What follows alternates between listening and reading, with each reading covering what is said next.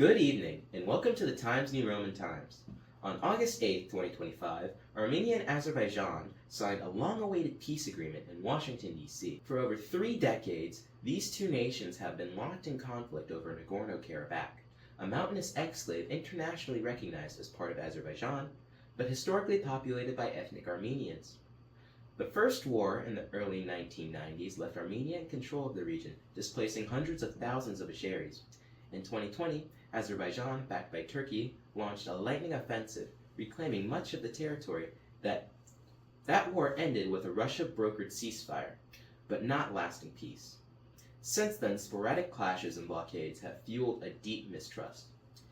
And as Russia's influence weakened, distracted by the war in Ukraine, the United States and European Union stepped in. Fast forward to August 2025, U.S. President Donald Trump stood alongside Armenian Prime Minister Nikol Pashinyan and Azerbaijani President Ilham Aliyev to announce what's being called the Washington Agreement.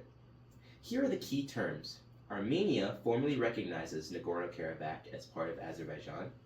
Azerbaijan guarantees cultural and language rights for ethnic Armenians with international monitoring by the OSCE. Both sides will demarcate their shared border within 6 months. Trade and transport links reopen, including road and rail routes to Russia via Azerbaijan. Prisoners of wars and detainees are exchanged immediately. So what does this achieve? For Armenia, this ends years of economic isolation and opens access to regional trade routes. For Azerbaijan, it cements military gains from 2020 and gains international legitimacy. But the regional implications may be even bigger. For the first time in decades, the West, not Russia, is the main peace broker in the South Caucasus.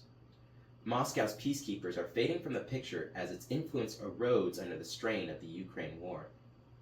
Meanwhile, Western powers have scored a major diplomatic win. For Washington, this shows that it could still shape events in Eurasia, even with global attention elsewhere. Turkey, a close ally of Azerbaijan, quietly supports the deal.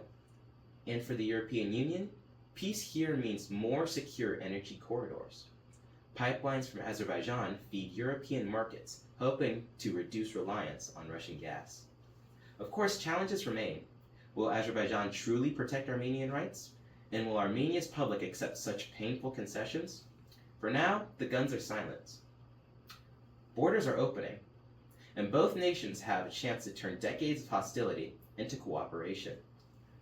We'll be watching closely to see if this peace holds and what it means for the balance of power in this crossroads between East and West.